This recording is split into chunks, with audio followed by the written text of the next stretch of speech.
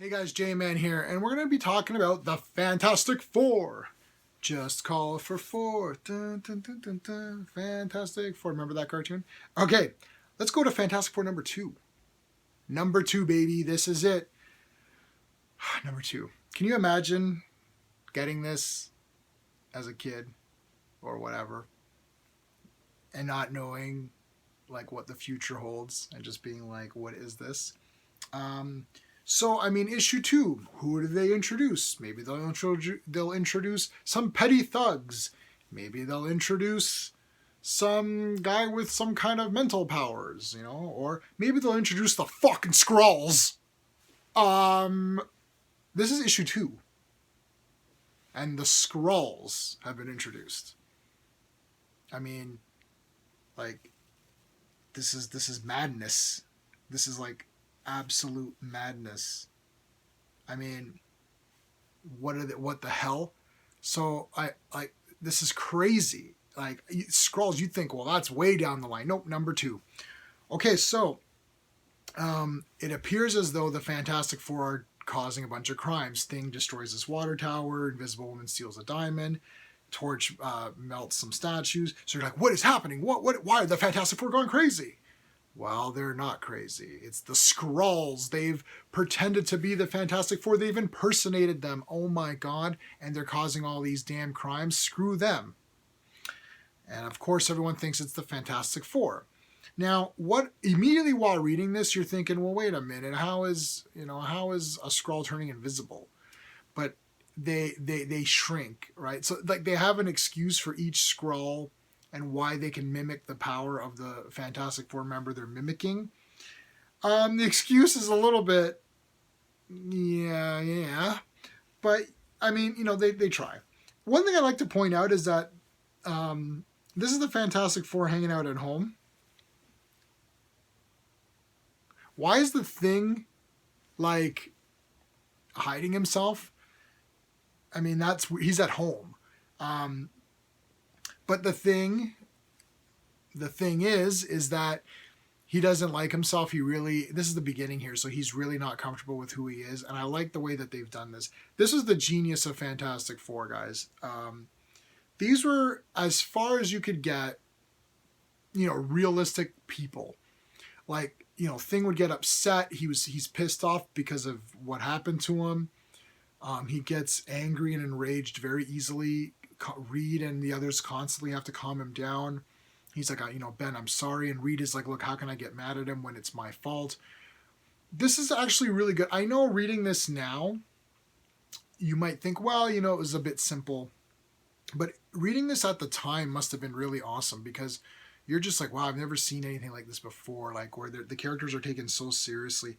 This is one of the magical things about Marvel in this time period. This is why this stuff has stayed and become what it's become.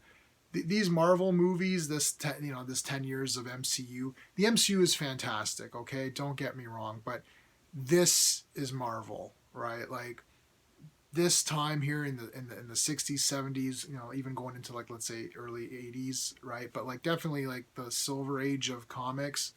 I mean, Marvel was just killing it. This is history right here. And Fantastic Four is, the heart of Marvel pretty much. And okay, so back to the comic. So basically the storyline is the Skrulls want to invade, but they know the Fantastic Four is here, so they want to get rid of the Fantastic Four or discredit them or whatever before they invade. The invading army is waiting just outside the planet, waiting to attack. There is something weird here where the Fantastic Four give themselves up, and then they're thrown into prison, and then they just kind of escape anyway. So it just shows how each one is able to escape in his own way. And you're just like, why did you give yourself up? It almost seems like this is a little bit of just page filler because like I don't get why this was happening. But it doesn't matter. It's just awesome to see them. Reed is trying to think, okay, what is he going to do? And I like how, and then Johnny Storm pretends to go rob something, and then he tricks the other Skrulls into thinking that he's one of them. And then they capture the Skrulls, and then they pretend they're the Skrulls, and they go up to the ship, invading ship, and they say, no, we can't attack Earth because Earth is too powerful. They have creatures and stuff. And actually, they show all these photographs, and they say they're from. They actually say they're from Journey into Mystery and like Tales to Astonish. I think I can't remember the two that they said. They're like, yeah, Journey into Mystery and Strange Tales. So they actually say that these photos are from Strange Tales, which is great. They tell the aliens that. What I liked is that because they're scientists, like the problems were solved.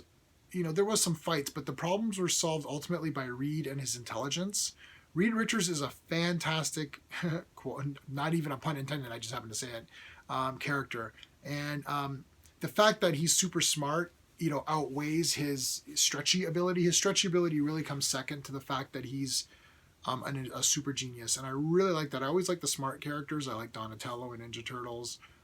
Anytime there's like the smart guy, I always really like them. One of my favorite characters of all time is the Thing, Ben Grimm, and I collected Marvel 2-in-1 is one of my favorite comics. That's something I always like the Thing outside, and you can see, I don't know if you can, like down here, I have tons of Thing figures, and I have even more. I only have a couple here on display, but I have like tons. And anytime a new figure comes out of Ben Grimm, I immediately buy it.